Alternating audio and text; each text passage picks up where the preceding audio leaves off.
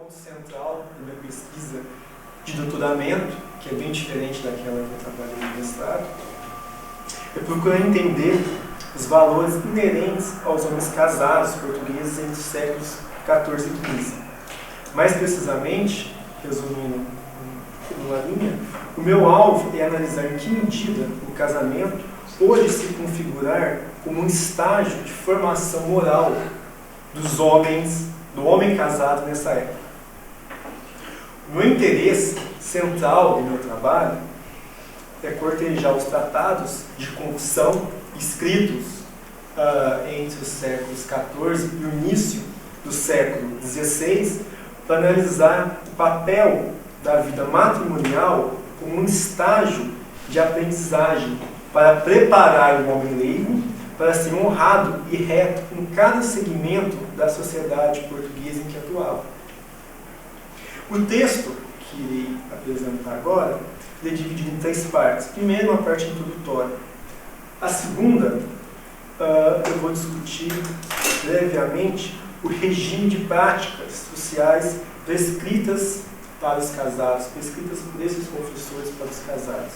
E a terceira e última parte do texto, eu vou discutir a forma como os confessores portugueses, claro, eram orientados para abordar esses homens casados e levá-los a seguir esse regime de práticas sociais. Pois bem, o cronista régio Avizinho Rui de Pina, ao compor a crônica de Dom Diniz, iniciada provavelmente em 1513 e finalizada por volta de 1520, insere no rol de suas prescrições normativas a semelhança de seus congêneres, que foram, como ele, cronistas moles da Torre do Tombo, orientações pontuais para a formação moral do homem casado. Ou seja, visava, sobretudo, projetar aos tempos vindouros experiências passadas a respeito dos modos de vida mais adequados aos leigos. Desdobrando suas reflexões sobre tais modos de vida, o referido Pina anuncia que Dom Diniz possuía filhos bastardos. As suas palavras, abre aspas, os quais teve vencido pela soberba deleitação de sua própria carne, com que, afastando-se da rainha sua mulher, a Dona Isabel, a rainha santa, não lhe guardando a cumprir a lei do matrimônio, seguia por induzimentos falsos e maus. Ele se inclinava mais por sua vontade do que por sua dignidade real. O rei se deu a esses apetites ilícitos. Dom Diniz, segundo Pina, embora fosse o modelo de governante sábio, cometeu certos deslizes ao longo de sua vida, tendo sido o principal trair a sua esposa. No entanto, esse monarca arrependeu-se a tempo, conseguindo privar-se de todos esses defeitos e retomar o verdadeiro caminho até a morte seria. Em outras palavras, nessa mesma crônica, em outra altura dessa mesma crônica, Rui de Pina também aponta os maus hábitos da família da rainha Dona Isabel, pois seu pai, Dom Pedro de Aragão, abre aspas, por sua natural condição ou por seu vício, era muito dado às mulheres estranhas e pouco à rainha sua mulher. O cronista, pois, menciona as práticas opostas às recomendadas, isto é, apresenta nesses referidos trechos os desvios relativos ao pecado da carne que futuros reis e barões deveriam evitar na vida para se tornarem esposos castos, dignos e virtuosos. Ao evidenciar a necessidade do marido evitar esses deslizes, Rui de Pina toma como verdade o pressuposto comumente valorizado na época de que o varão precisaria seguir passo a passo os compromissos da vida de casado. Um compromisso que deveria ser assumido consigo, mas principalmente com seu grupo social. Muitas são as vezes em que cronistas, juristas e letrados leigos do final do século XIV ao limiar do século XVI julgam necessário edificar exemplos de conduta ao marido que sejam, senão modelados, ao menos inspiradores das ações dos homens do Reino de Portugal. Há nas obras destes letrados, portanto, uma iniciativa de promover a orientação moral das práticas do casado, na medida em que oferecem explicações valiosas, tanto no que se refere aos males que poderiam decorrer de seus vícios, quanto no que diz respeito ao potencial das virtudes que deveriam projetar. Tal iniciativa, contudo, se torna mais ostensiva em obras religiosas, especificamente nos manuais e nos tratados de confissão. Em outras palavras, é nestes livros religiosos que a formação moral do homem casado ganha sua melhor definição na época. Entre os tratados de confissão, confeccionados em solo português e conhecidos em língua vernácula, o primeiro que surge nos moldes difundidos largamente no meio clerical, após o quarto concílio de Latrão, um concílio, como é sabido, em que a confissão penitencial foi instituída como regra, é o livro das Confissões de Martim Pérez, compilado lá por volta de 1499 pelo monge alcobacense, o cisterciense do mosteiro de Alcobaça, Roque de Tomar. Tempos depois, aparece o Tratado de Confissão, um compilador anônimo, e que, apesar desse nome, essa obra não passava de um simples manual, e o Sacramental de Clemente Sanches, ambos impressos na mesma cidade portuguesa de Chaves, no norte, por volta de 1499. Um pequeno parênteses, esses dois tratados, de Clemente Sanches e o Tratado de Confissão de Anônimo, são, pelo tudo indica, as primeiras obras impressas em língua portuguesa. E o Tratado Sacramental, pelo que tudo indica também, é a obra em língua portuguesa que mais versões impressas teve entre os séculos XV e XVI. Houve aí em torno de 6 a 7 versões. Mais editado que a própria Bíblia, provavelmente. Na época, claro. Ó. Só eu preciso esclarecer esses dois na época. E só para um pequeno parênteses, o primeiro manual de confissão escrito por um português, curiosamente, foi escrito por um leigo, o Garcia de Rezende, lá na primeira metade do século XVI, porque até então os tratados que circulavam no reino eram estes, escritos por castelhanos, como o próprio professor mencionou no início da apresentação. É um leigo que isso é uma raridade, ter escrito uma obra dos moldes de manual de confissão, que é o Garcia de Rezende, que também era um cronista da corte Dom Manuel. Bom, todas essas obras serviram de apoio teórico aos confessores portugueses. Ou seja, são essas 3 obras em questão as principais fontes responsáveis por definir os princípios morais da confissão penitencial da Igreja em Portugal entre os séculos XV e XVI.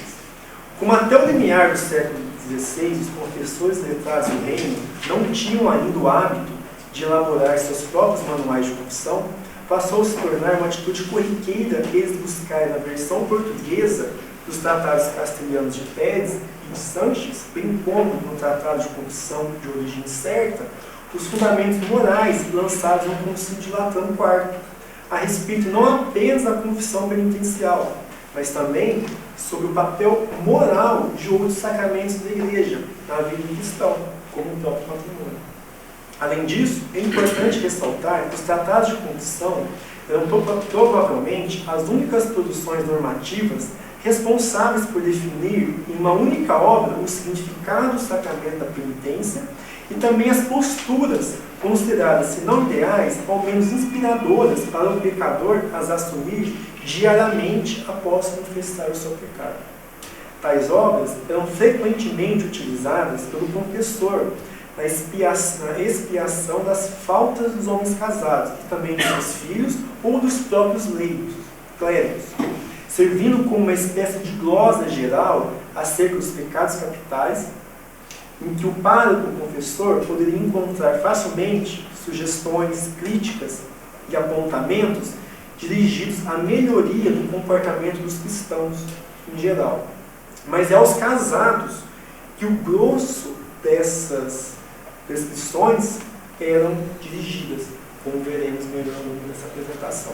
Cerca, por exemplo, o livro das Confissões de Martim Pérez, mais de um terço de todo o tratado é dirigido para se discutir os valores inerentes ao matrimônio e as regras e os comportamentos que os casados deveriam interiorizar dia após dia, né?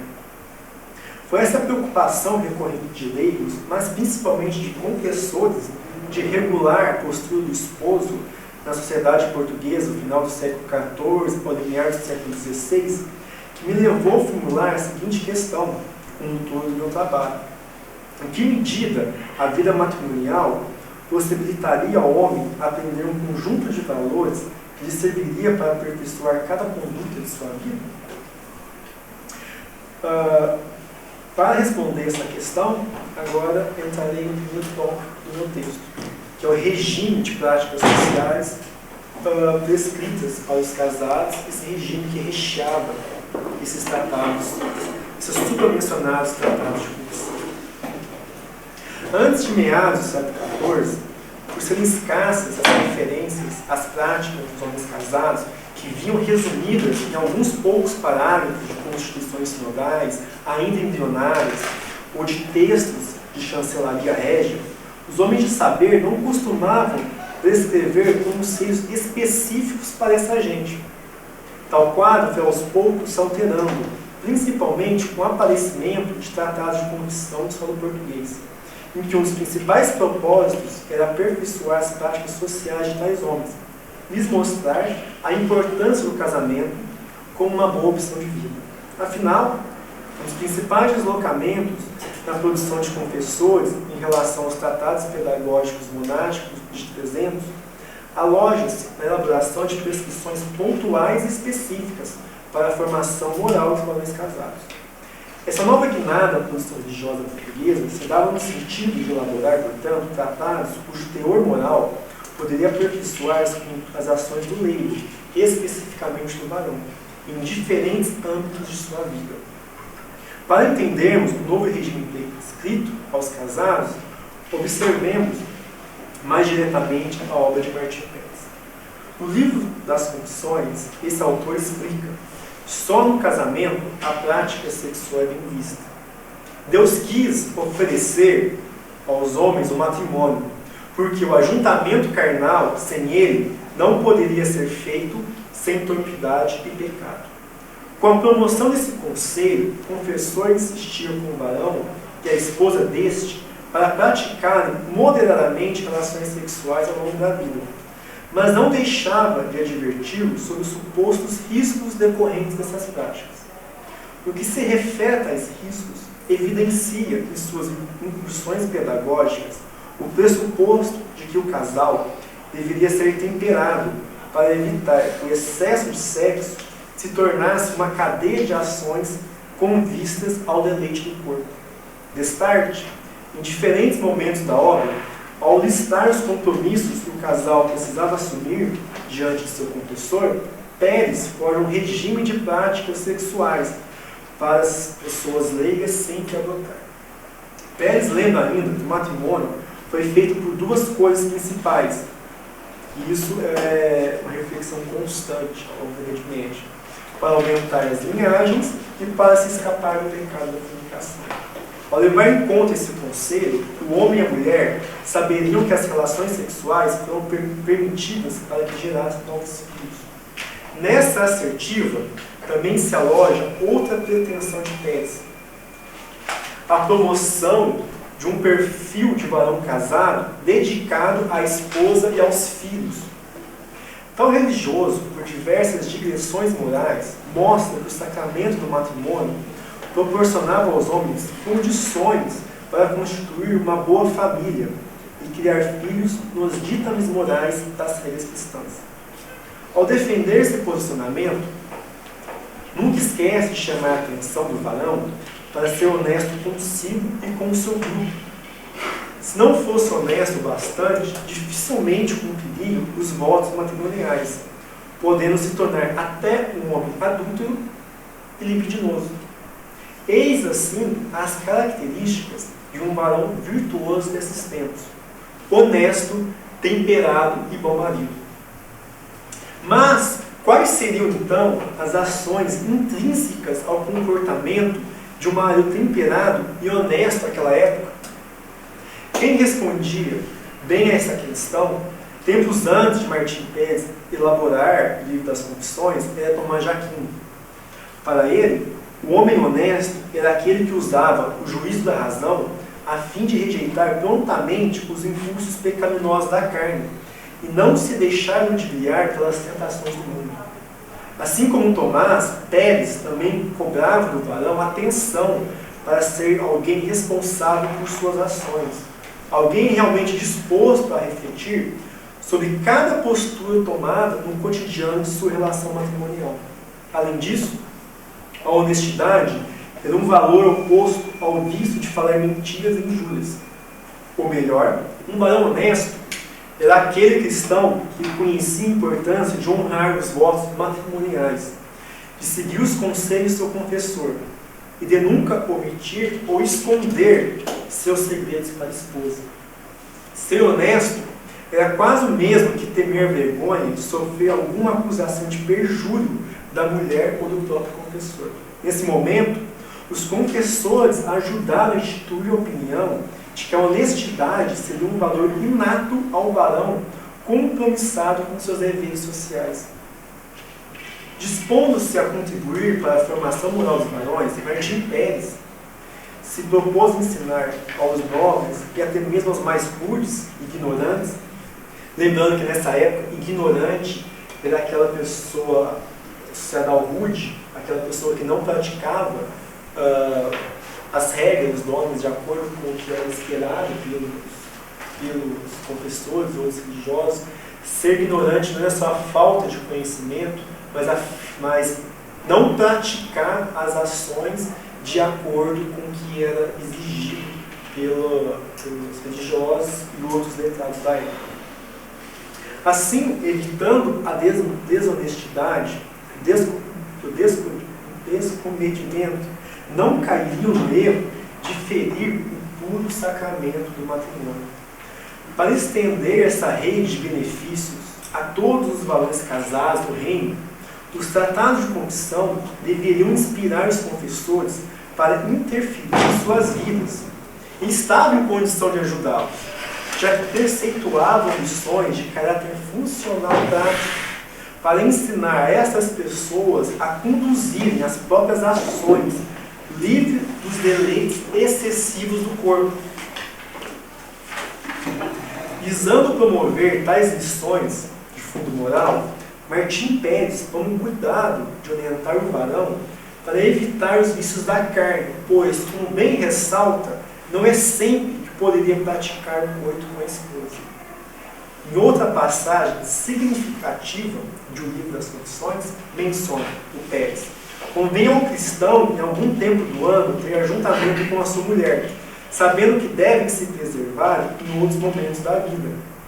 Tais momentos de interdições são os dias das procissões e os dias de jejuns. Nesse sentido, Pérez permitia que um casal mantivesse relações sexuais apenas em dias em que a igreja não comemorava alguma solenidade. Na quaresma, ou em dias de celebração de algum santo, era peremptoriamente proibido até a troca de carícias entre o marido e a esposa. Abrindo um pequeno parênteses, se formos analisar também outro grupo de textos normativos, que são as constituições sinodais, o bispo Diogo de Souza, que foi um bispo tanto de Braga quanto de Porto, em 1497, nas Constituições do Porto, ele fala como ficou surpreso com as práticas, não só dos clérigos, mas também dos leigos, por não respeitarem o período da quaresma e outras datas festivas, por confundirem as solenidades religiosas com as festas promovidas pelos leigos. E pior, por utilizarem os dias santos, as aglomerações formadas em torno das igrejas, para promoverem festas e outras formas de divertimento.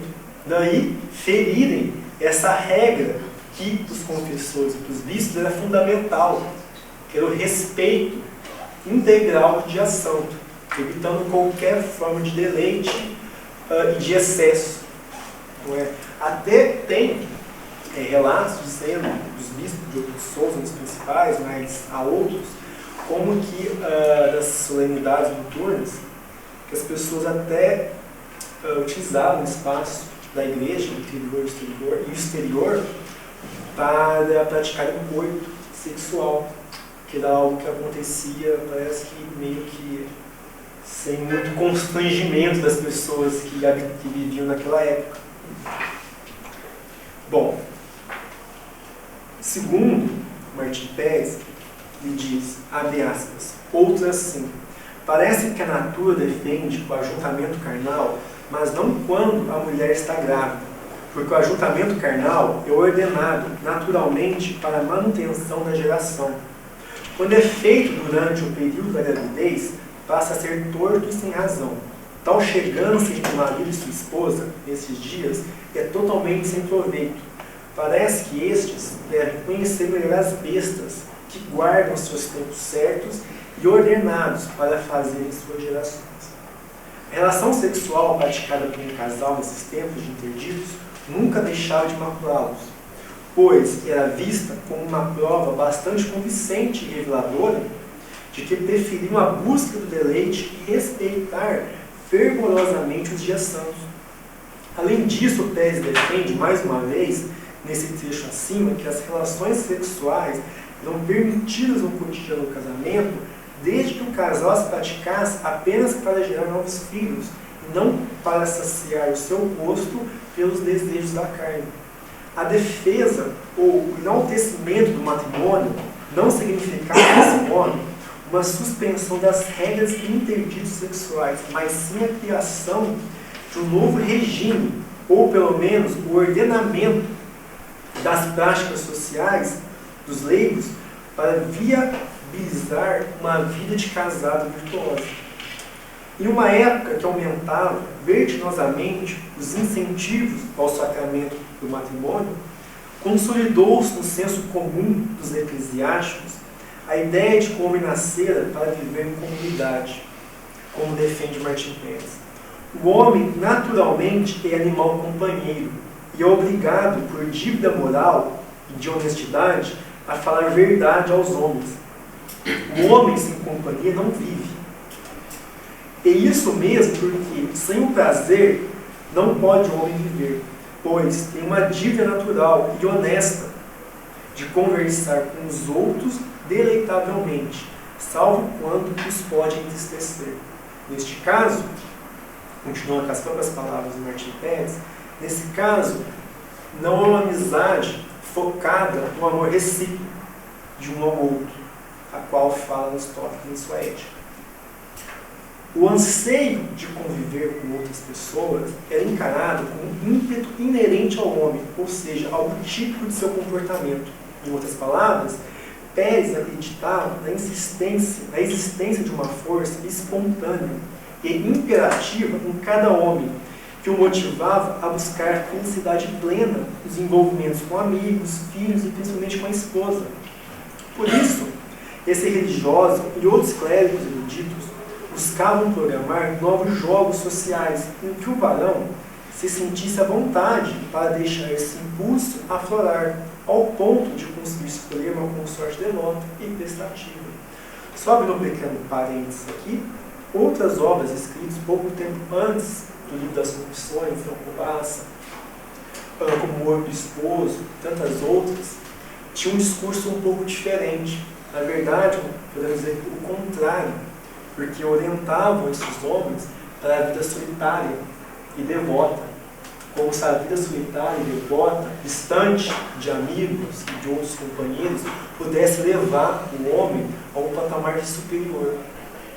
Desse final do século XIV se consolida mais claramente uma opinião diferente. Não que não aparecesse antes, mas agora aparece de uma forma mais clara e ordenada nas obras religiosas portuguesas, que é essa de olhar as relações humanas como algo natural, inerente ao homem. Não é? Uma ideia muito cara ao São Tomás e outros que beberam de sua de sua reflexão moral. A convicção de que os homens careciam de uma boa companhia tornava-os, então, seres inclinados a viver em comunidade. Raro foi, na verdade, o confessor que deixou de se referir a esse ímpeto natural como uma vontade inata ao homem de encontrar uma esposa que o ajudasse a cuidar dos filhos e de sua própria vida. Uma pretensão comum a todos esses religiosos de incitar os leigos a agirem de acordo com a própria natureza, de olharem a mulher como uma dádiva divina. Tal predicado leva-nos a analisar esse ímpeto natural e as regras que os homens deveriam seguir para não se macularem por falta de comedimento em suas práticas sociais. Defender a ideia de que o homem é um animal gregário ou induzir outros confessores a defender o ajuntamento matrimonial está relacionado com o fortalecimento da ideia de solidariedade como obrigação moral. Toda essa rede de argumentos nos faz deduzir que o cerne de tal proposta moralizante era forjar a noção de um nós indissolúvel. Até como o pesquisador norte-americano Richard Hort muito bem trata, na obra Contingência, Ironia e Solidariedade, ele diz que um dos grandes pesos do cristianismo dessa época em diante foi enraizar no senso comum das pessoas a ideia da solidariedade como algo inato ao homem, ou seja, a solidariedade como a grande força que daria liga às relações humanas. E se consolidou de tal forma, se enraizou de tal forma, que as pessoas começaram a ver isso como algo natural, intrínsecos da própria natureza do ser humano, não como uma construção histórica. Um varão leigo, voltando ao texto, precisava reconhecer que lhe faltava algo e que a presença de uma mulher agradável ao seu lado poderia preencher esse vazio aberto em sua vida pela ausência de uma boa e amável companhia. É com tal intenção de evidenciar a importância da reciprocidade entre o marido e a mulher que Martim Pérez anuncia. Abre aspas. Conservação da alimentação e do vestuário cabe a ambos ministrar, diz o direito, que a mulher e o marido devem complementar um ao outro, como se fosse um só. A companhia maravilhosa do companheiro ou da companheira deve ser com amor honesto, bom e razoável. E depois de unidos, nunca mais poderão ser separados, porque uma vez juntos, carnalmente, através do matrimônio, nunca poderão ser departidos. Fecha aspas.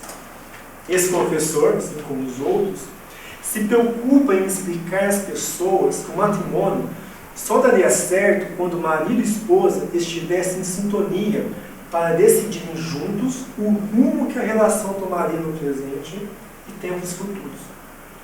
A cumplicidade exigida dessa gente justificava plenamente porque os dois, marido e esposa, foram unidos por dois para formar um par indissolúvel e compromissado em ser fiel e leal um ao outro. Com tal medida, a esposa, além de deixar de ser vista como uma mácula na vida do homem, começava a ter uma participação mais ativa na gestão da casa. Já os homens leigos começaram a conquistar um patamar elevado por serem incumbidos da responsabilidade de gerenciar uma sociedade organizada em torno de uma célula básica, o casamento. Que a gente percebe que a partir da compilação dessa obra, você começa a pensar em um projeto de sociedade para os leigos, que vai ter o seu cunho lá no século XV também, com um contributo muito decisivo dos próprios membros da Casa de Avis, porque o Dom Duarte, o Dom Pedro, todos estes vão, na obra desses pensadores leigos, esses pressupostos morais vão ecoar muito forte. Tanto que o Leal Conselheiro, uma das principais obras confeccionadas em Portugal no século XV, o Martim Pérez, além de servir de fonte, de ter sido citado inúmeras vezes ao longo da obra, essa ideia das relações humanas recíprocas e a solidariedade como a base da relação das relações dos leigos passa a ser determinante nas obras desses homens de Aves. Dom Pedro, Dom Duarte, Dom João. Grosso modo, um dos principais papéis da escrita de tratados de confissão é exatamente este, isto é, propor aos varões leigos que respeitassem, sobretudo, a própria mulher, para nunca deixarem de apreciá-la e amá-la profundamente.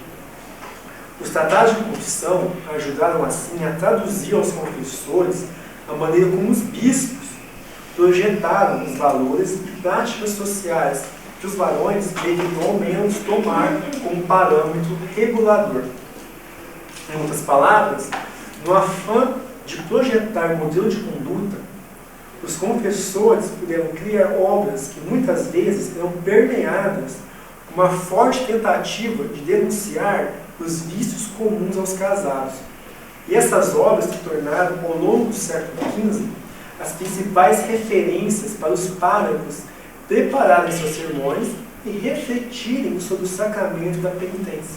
Podemos dizer que os tratados de confissão, somados com as constituições sinodais e os catecismos que começam a florar em Portugal nesse momento, passam a ser os principais gêneros para a formação dos párocos e para a formação dos próprios fiéis.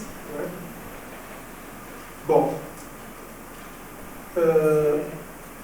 poucas foram as produções escritas em solo português que reservaram tantos capítulos e passagens para aconselhar os casados a respeitarem o matrimônio, como os tratados de confissão de Martim Pérez e de Clemente Sanches. Bom, agora, como eu havia anunciado na apresentação, discutido esse regime de práticas prescritas para os casados, eu quero entrar no segundo tópico do meu texto, que é a forma como os confessores eram instruídos para abordar essa gente leiga, os casados, para que eles pudessem introjetar, ou seja, interiorizar esse regime de prática em seu dia a dia. Com a proliferação do discurso sobre a necessidade de corrigir os hábitos dos homens casados, emerge uma necessidade de ordenar os gestos, expressões e as práticas consideradas apropriadas para essa gente. Martim Pérez e Clemente Sanches, à semelhança de seus congêneres coetâneos, defendem que todos os gestos humanos se regem por impulsos recorridos no movimento da alma, e a partir disso dão a conhecer um conjunto de perguntas para o confessor descobrir os valores interiores desses varões, valores esses escondidos no âmbito da alma. Os tratados, boa parte deles, são recheados de perguntas que os confessores deveriam memorizar para, na hora da confissão penitencial, fazê-las a esses fiéis, para que quando os fiéis as respondessem, eles pudessem não só conhecer a rotina desses homens, mas poderem criar uma tática, por assim dizer, para poder fazer, abandonar uma vida pecaminosa e, a partir daí, seguir uma vida reta e virtuosa nos tempos vindouros.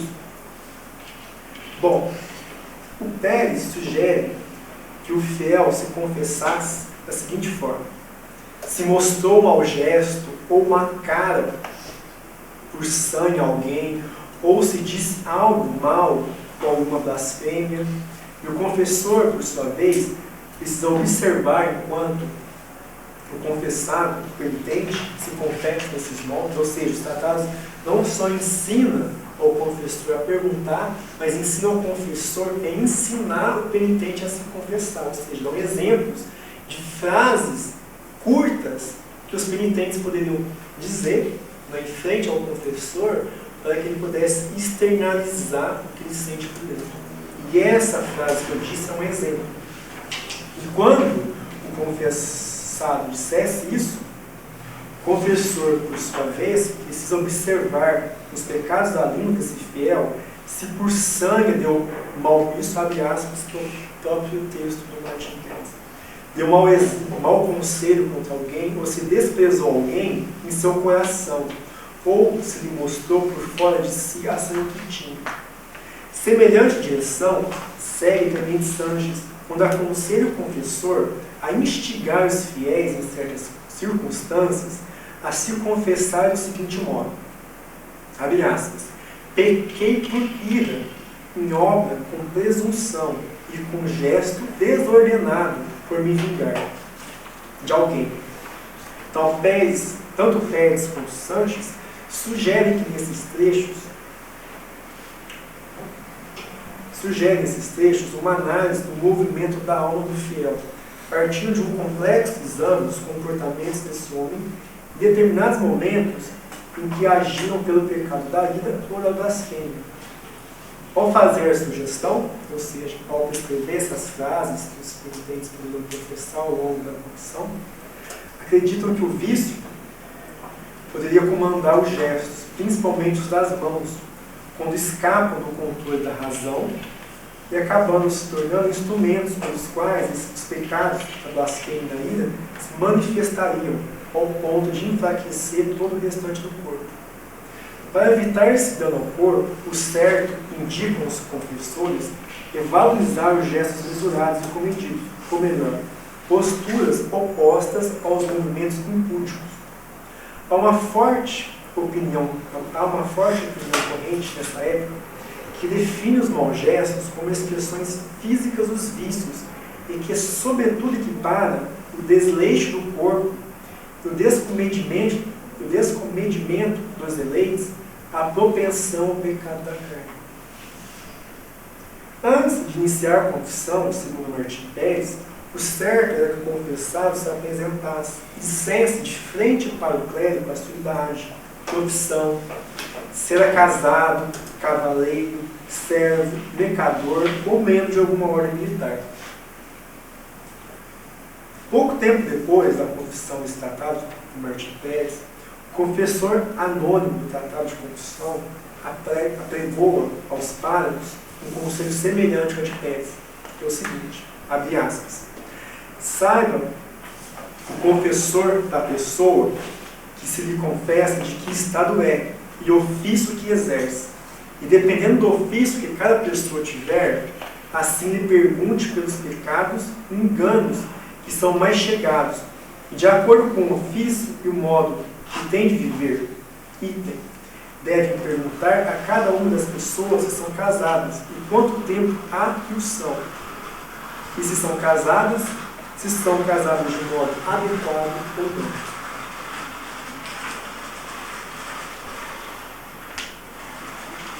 Um bispo Diogo Ortiz, que foi o compilador do Catecismo Pequeno, adota uma postura semelhante ao compilador anônimo, então Martim Pérez, quando afirma que muita grande prudência e discrição deve ter o confessor, porque seu trabalho trata de coisa de grande importância, segundo ele.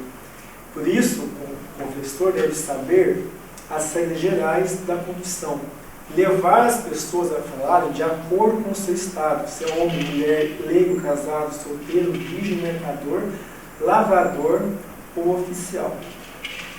Esse mesmo confessor deverá fazer as perguntas segundo os casos que aquele estado, ofício e modo de viver são orientados.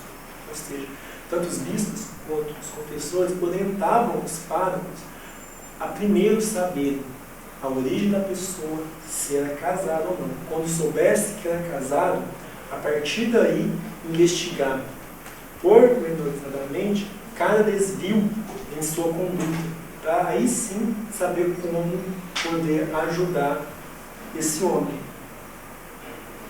O confessor é, pois, incentivado a guiar a confissão, tendo em conta o perfil de vida da pessoa que está sendo ouvida. Quando diante de um homem casado, ele precisa pedir que esse identifique, dizendo seu nome, a profissão e o lugar onde mora.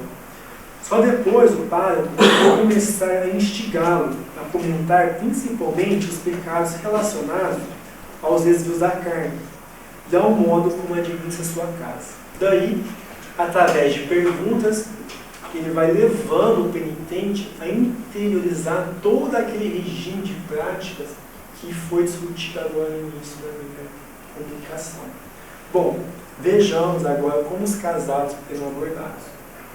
O professor Camille Sanches propôs que o varão luxurioso, para conhecer seus próprios vícios, deveria se confessar da seguinte forma, abre aspas, eu pequei por luxúria, em obra por fornicação, com mulher solteira ou viúva.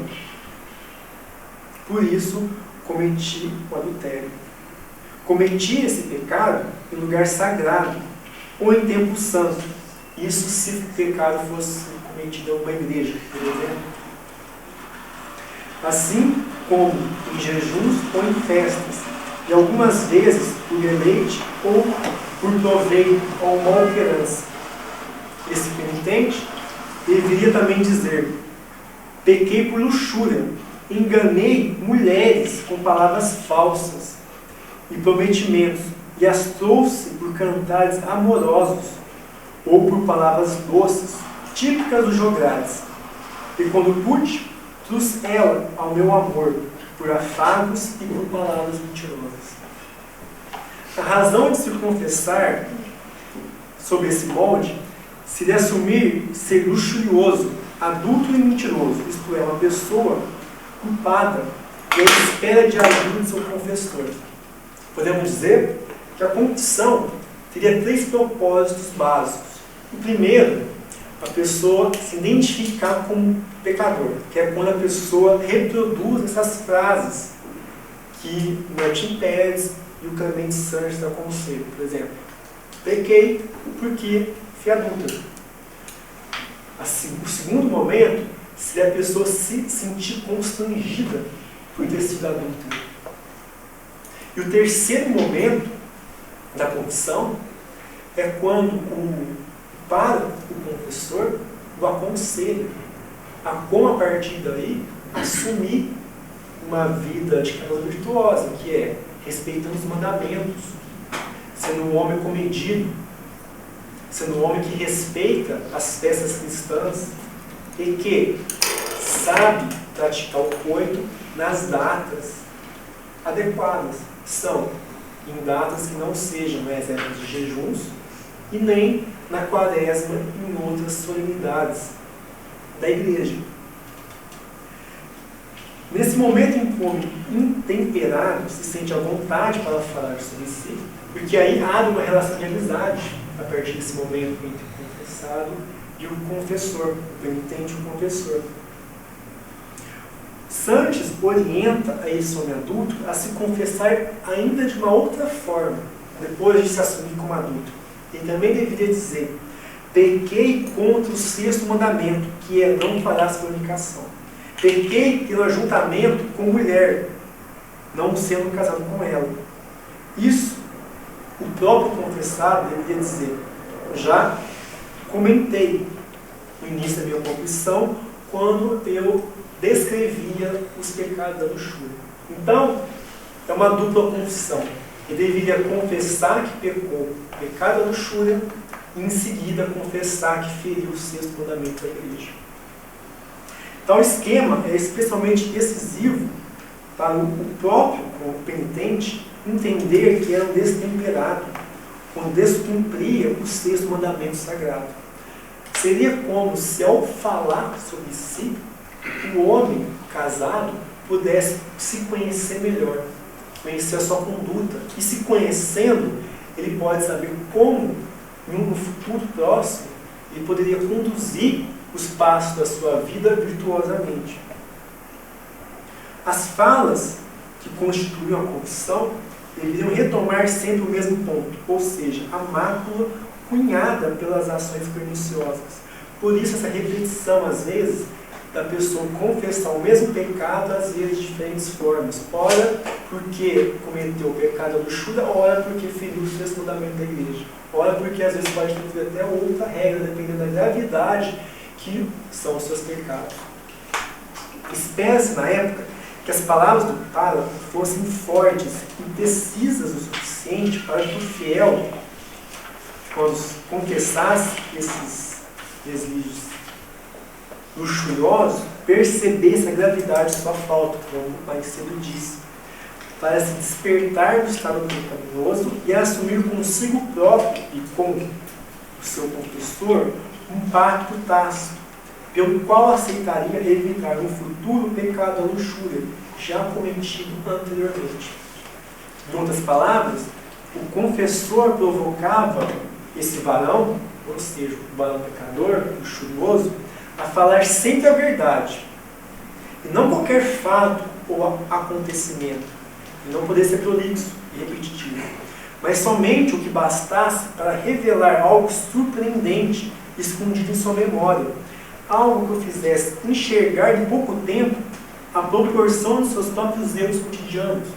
Ou seja, o confessor deveria ser sábio o suficiente de, na hora de interrogar esse homem luxurioso, ele mesmo, aos poucos, fosse percebendo os riscos de ser o homem adúltero. E ele mesmo assumir para si, para o confessor, que está errado viver daquela forma e que ele precisa mudar o jeito como ele rege a sua própria vida. É aí que o confessor interfere de fato na vida da pessoa. Porque quando ela se sente culpada, ela está aberta. Ela está aberta com uma interferência direta do confessor, que é visto como um amigo. E mais do que um amigo, é visto como um padrinho espiritual. Não é? Porque é bom lembrar que o confessor naquela época, na maioria das vezes, é a pessoa que ouviu o pecado do casal e também é o mesmo pároco que poderia celebrar a cerimônia. E o mesmo pároco que admoestava esse casal nas vésperas do casamento. Ou seja, é uma pessoa que conhecia parcialmente ou inteiramente a rotina desses casados. Não é? Porque nessa época começa a se prescrever um número maior de códigos para os párocos saberem não só conduzir a confissão dos casados, mas também para ensinar aos casais, na véspera do casamento, algumas regras básicas, por exemplo, as virtudes, os pecados, para quê? Para que depois de casados eles pudessem seguir virtuosamente a sua vida. Então, é um trabalho árduo, um pouco complexo o trabalho desses confessores, porque é um trabalho que se iniciava ali por volta de 3, 4 semanas antes do casamento, porque os párocos eles eram aconselhados a 3 semanas antes do casamento, a 3 domingos, né, 3 missas antes do casamento, aconselhar publicamente o casal, não é? E serem admoestados durante a cerimônia. E a cerimônia do casamento, isso como qualquer outra celebração, o sacramento deveria ser no interior da igreja. Nesse momento eles estão um cuidado, um zelo muito grande para explicar cada detalhe da cerimônia do casamento. Tinha local certo e pessoa certa para celebrar. E depois de casados, o pároco daquela pessoa, do confessor, que acompanharia a vida desse casal. E acompanharia até a morte, porque a confissão não tem nada para se encerrar. Enquanto o cristão estiver vivo, ali por volta, até hoje, né, que se recomenda antes da quaresma, que se confesse, que encontre esse seu padrinho para confessar esses seus pecados, e é mais do que isso, porque se fala muito da confissão com purgação dos pecados, e se fala muito pouco da confissão como uma forma de preparação também, porque ao se confessar, a pessoa aprende o que é o certo a se fazer. Então, mais do que, claro, tem essa função de se corrigir, mas o mais importante é a pessoa aprender a como dali para frente conduzir a sua vida virtuosamente. E para encerrar, claro, a confissão é dirigida a todos, a não só aos casados, mas ganha uma serventia muito eficaz, que passa a ser o melhor instrumento pedagógico de instrução dos leigos, nas formas em que a igreja encontrou para estar mais presente na vida dos fiéis. É a forma que os párocos tinham um contato mais próximo, cara a cara, com esses fiéis, para aconselhá-los e ouvirem os seus pecados. Então, por isso a importância do meu trabalho de frisar tão fortemente na confissão, que no fim entender os valores prescritos para os casados, mas sem a condição, fica difícil entender esses valores nessa época. Bem certo. Muito obrigado.